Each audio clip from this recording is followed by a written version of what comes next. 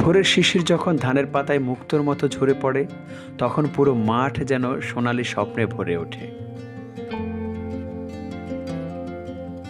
মৃদু বাতাসে দুলতে থাকা ধান গাছ মনে করিয়ে দেয় প্রকৃতির সৌন্দর্য কখনো কৃত্রিম নয়, এটি হৃদয়ের প্রশান্তি। দিনের শেষে সূর্যের শেষ আলো যখন ধান ক্ষেতের উপর পড়ে, তখন পুরো মাঠ সোনার চাদরে ঢেকে যায়। ধান ক্ষেত আমাদের শুধু খাদ্য দেয় না, দেয় মুগ্ধতা, শান্তি আর বাংলার চিরন্তন সৌন্দর্যের অনুভূতি। সোনালি ধানে ভরে গেছে বাংলার মাঠ, কৃষকের হাসিতে ফুটে উঠছে নতুন স্বপ্ন। ভোর থেকে শুরু হয় ধান কাটার ব্যস্ততা, কঠোর পরিশ্রমে কৃষক ঘরে তোলে সোনার ফসল।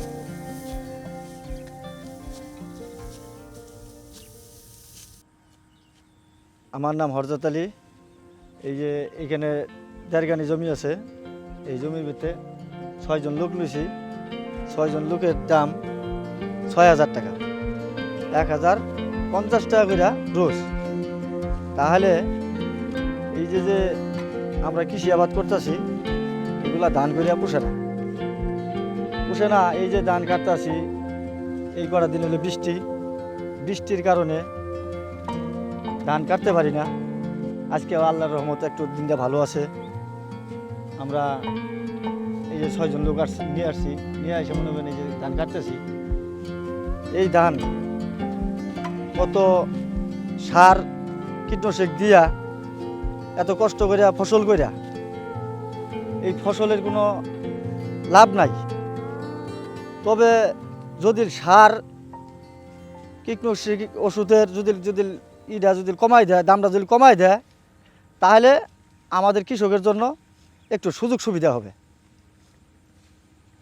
এই যে ধানগুলা নিয়ে এখন এইখানে কাইটা এইখানে বাইরানির পরে আমরা বাইট নিয়ে যাওয়ার পরে এই ধান সিদ্ধ করা লাগবে, শুকানো লাগবে। তারপরে যদি ধানটা আমাদের শুকাই টোকাতে যখন ঘরে তুলতে পারবো, তখন আমাদের চিন্তাটা একটু দূর হবে।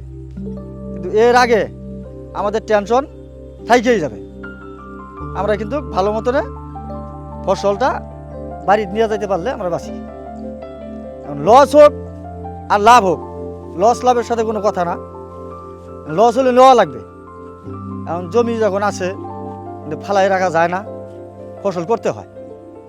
এই জন্যে আমরা ফসল করছি।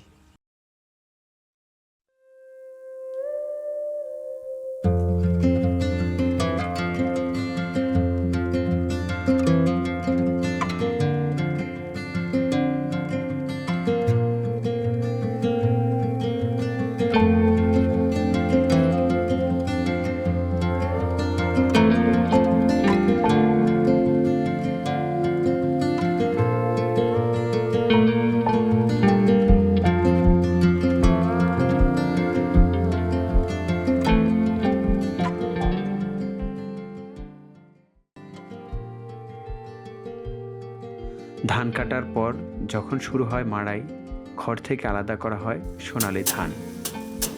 এই ধানই বাংলাদেশের খাদ্যের প্রধান উৎস।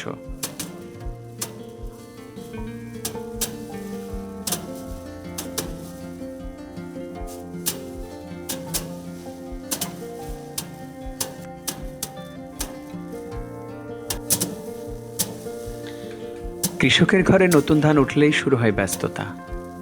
ধানকে ভালো চাল বানাতে সবচেয়ে গুরুত্বপূর্ণ ধাপ হলো ধান সিদ্ধ ও শুকানো। প্রথমে ধান ভালোভাবে পরিষ্কার করে পানিতে ভিজিয়ে রাখা হয়। এরপর বড় চুলায় ধান সিদ্ধ করা হয়। ঠিকমতো সিদ্ধ হলে ধানের খোসা নরম হয় এবং চালের গুণগত মান ভালো থাকে। সিদ্ধ ধান উঠানে বা খোলা মাঠের রোদে শুকানো হয়। কৃষকেরা বারবার ধান উল্টে পাল্টে দেন যেন সব ধান সমানভাবে শুকায়।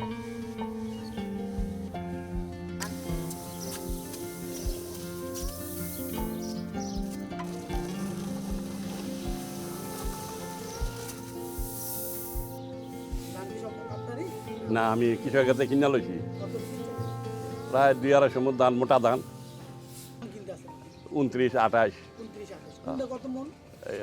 মোটাটা কিনতেছি কাঁচাটা 800 টাকা, আর 29 কিনতেছি 900 টাকা, 900 টাকা কাঁচাটা, শুকনো এখনও আসে নাই।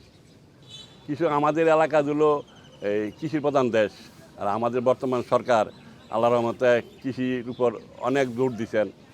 যদি সরকার আমাদেরকে সুদৃষ্টিতে চায় তো হয়তো আমরা ওই ক্ষতিপূরণটা পূরণ করতে পারবো, এই আশা রাখি আর কি।